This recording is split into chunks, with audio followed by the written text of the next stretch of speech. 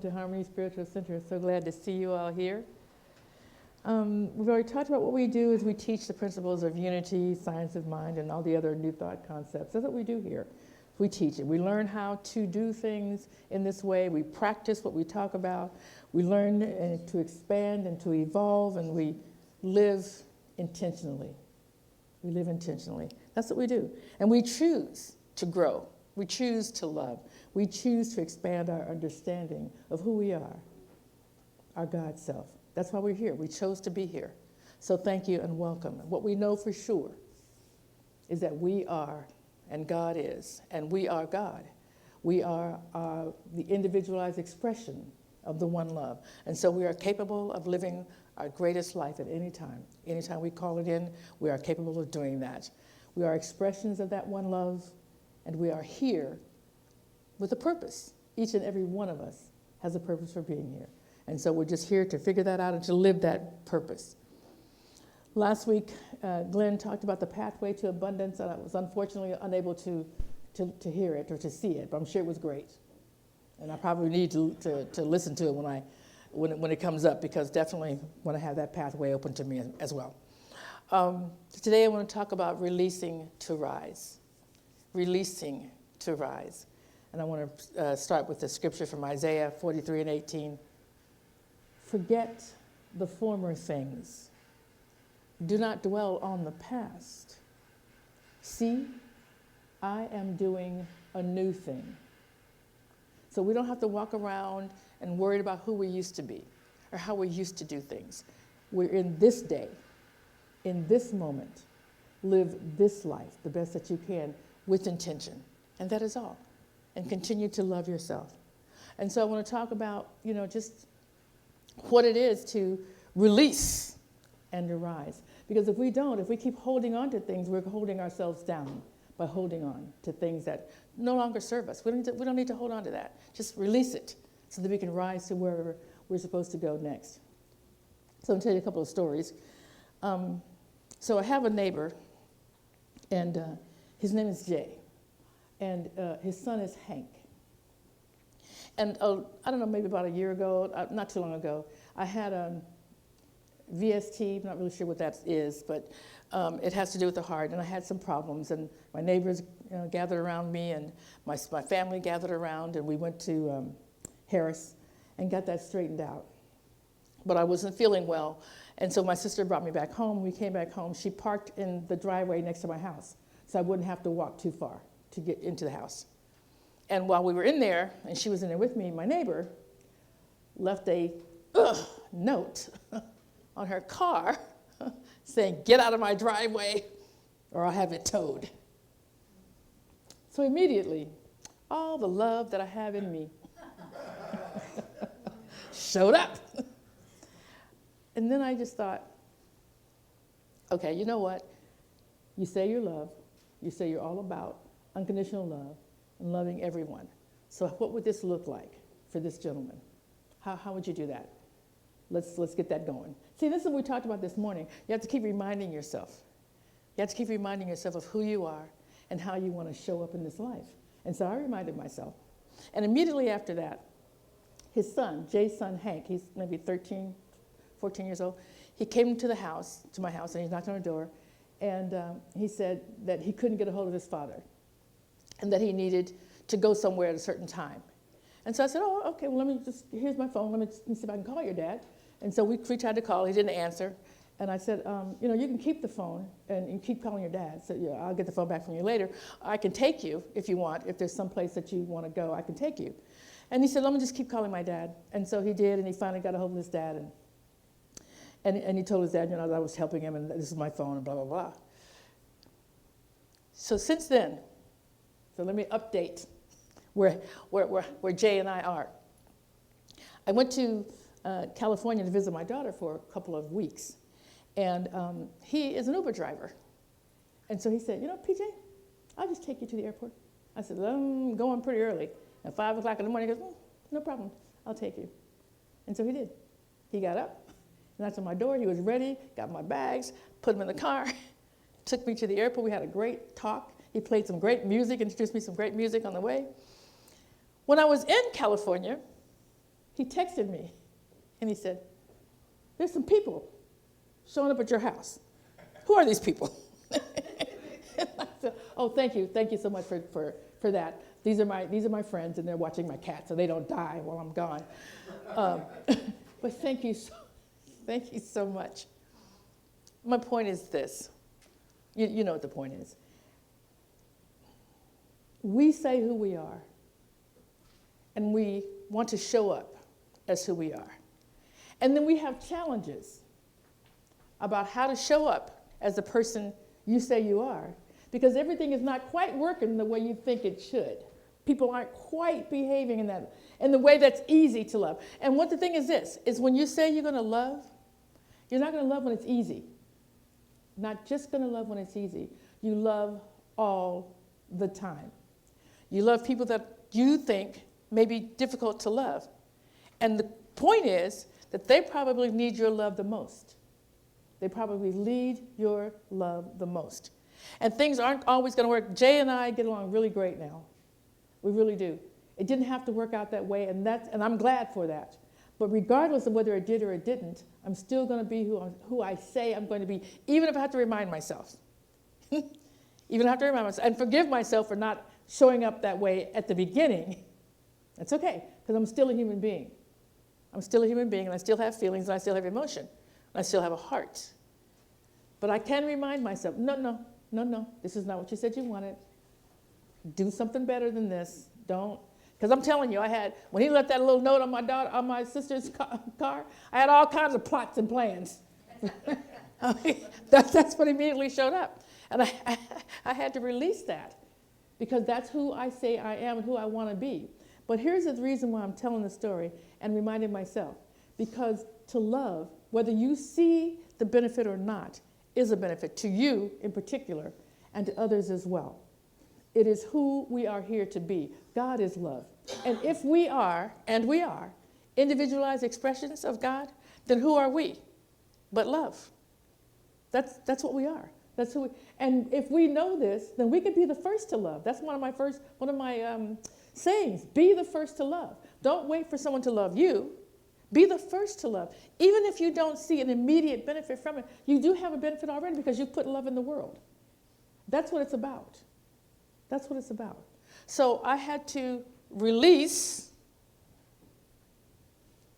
that ego part so that I could rise to who I actually already am, who we all are together, who Hank is, who Jay is. And the love came out. Do you know he actually is a great singer? He's got a great tenor voice, and he sings at the Potter's House here in Fort Worth.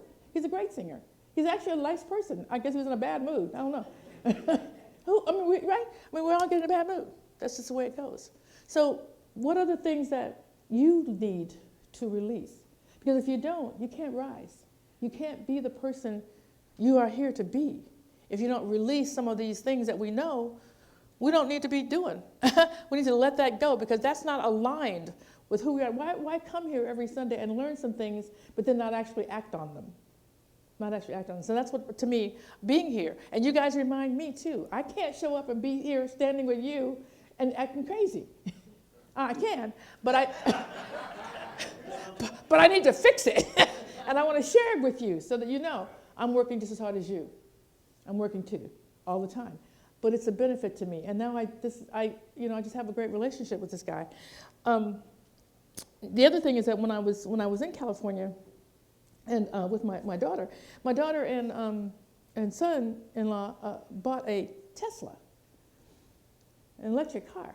Yes. And so I'm like, what's happening here? I felt like it was in one of those. You remember when you were a kid and you got one of those little cars, or your brother did, because the girls got the dolls back then. And my brother got this little race car that was like the figure 8, you put on the track. And I felt like it was in one of those cars. Like it was just kind of going where, I don't know what I thought. It was crazy. so I had all these ridiculous thoughts in my head. I'm like, how fast can this thing go? It's like electric. It's on a little roll, isn't it? Can it really brake? Where's the gas? How do we get gas in this thing? Just dumb. Just woo, crazy. And I said, and then it had inside it had a huge like an iPad, but really a big iPad. So you're looking at this thing, you can look at the road, you can look at that, you can look behind you. Okay, so who's paying attention to the road? It was just old stuff, just crazy. Finally, I just said, PJ, knock it off, all right? This is something new. Release what you think a car is supposed to do. It's because you were born in the 50s when we were making gas-guzzling things, and now they've got this electric. It'll be all right. Breathe. Calm down. So I rode with them a lot, and that sucker goes fast, by the way. It goes fast. It stops fast. And they would pull it in the driveway, pull it to the garage, and plug it in. I'm like, wow.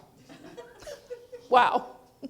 So I've been there for 2 weeks. I'm getting used to the Tesla. And then I called a Lyft driver to take me to the airport because it was early in the morning, and it was late at night, 10:30 at night, and I didn't want them to have to drive me to LA. So he shows up in the Tesla. And I thought, okay, I got this now. I'm all right. I'm going to get in the car. And so I fell asleep in the back because it's like an hour to the LA from their house to the airport. So I kind of fell asleep, and I kind of woke up. And I looked, and I thought, are his hands on the wheel? No. He had a self-driving, I'm telling you, Spirit tested me this week.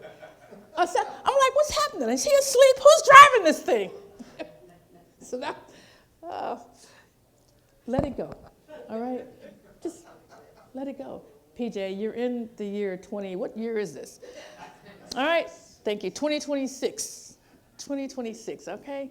Things have moved further ahead. It's all right. And so these are small things, but I mean, really, what we know, we hang on to. And then we think about, what are they doing? It's crazy. It's not crazy. It's growth. It's evolution. That's what we do, right? That's what we do in our personal lives, supposedly.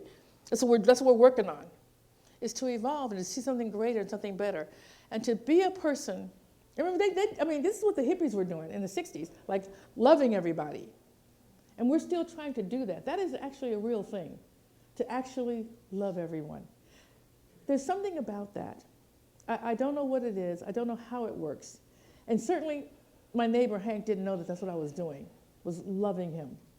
But the energy between us changed. And he's a lovely guy. I didn't know that. And I was willing to love him with the only benefit being that I was true to myself. That's the only benefit I was looking for, to show up as who I am and who I know him to be, whether he knows it or not. If everyone is a child of God, and we all are, then we have to show up loving God, no matter how that person is showing up.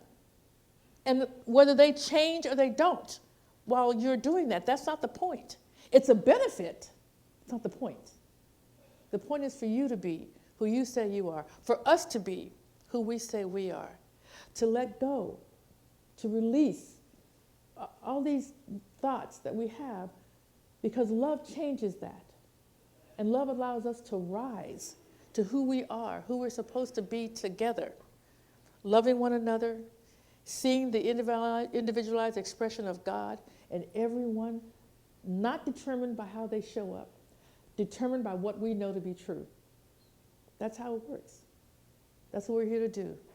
So that's what those stories are about. I know the truth, and still I act foolish. But I do bring myself back and go, all right, that was crazy. Let that go.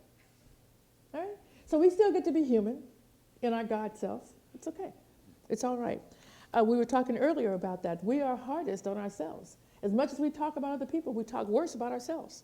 So I would encourage you to love yourself too. And when you show up as a human being, release it. Don't just release it. Yeah, I'm a human being. I'm also my God self, and I can do better. I can do better. That's all. Just remind yourself, I can do better. I want to just leave you with this. Just leave the past in the past and make room for what is. Make room for what is here right now. The Tesla's here to stay. Self-driving cars, I get them as quickly. If I had known that, I probably wouldn't have got in, but all right. But I've been in one now, and so I know it works. We made it. I actually had the same problem with flying, so I don't have, now it's like, okay, the pilot's up there, he's not drinking. I haven't seen him drink. So All good. I'm just going to go back here and go to sleep, and we're going to get to LA. We're going to get to where we're going. So, you know, that's what we do. We just got to go ahead and do that. So we leave the past behind and change our mind, release whatever fears, whatever thoughts we have. We are God. We are individualized expressions, and we can claim our lives anytime, at any point, every day. Just claim your real life. I'm going to leave you with this final quote from Louise Smith. She was a trailblazing NASCAR race driver. She said, "You can't reach for anything new if your hands are still full of yesterday's junk." You have to let it go and reach for what's new. That was my challenge over the week, a couple of weeks being with my daughter. We celebrated New Year's Eve at her house. We didn't go anywhere. We made like little snacks and appetizers and things like that.